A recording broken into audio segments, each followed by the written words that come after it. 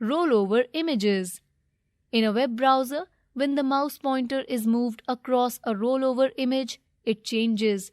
Many websites use this effect. For this effect, we have two images: a primary image that is displayed when the web page is first loaded, a secondary image that appears when the pointer moves over the primary image. The primary and secondary images should be of the same size.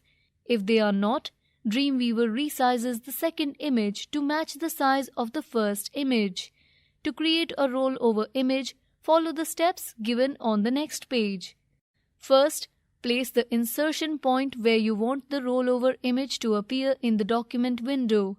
Second, click Images on the Common tab of the Insert bar and select Rollover Image, or select Insert, Image Objects, Rollover Image.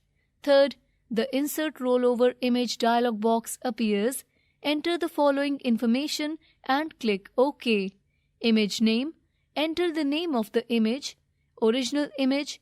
Enter the name of the original image that will get displayed when the web page loads. Rollover image. Enter the name of the image that you want to be displayed when the pointer rolls over the original image. Preload rollover image. You can click its checkbox to preload the images in the browser's cache, so there is no delay when the user rolls the pointer over the original image. Alternate text. Optional.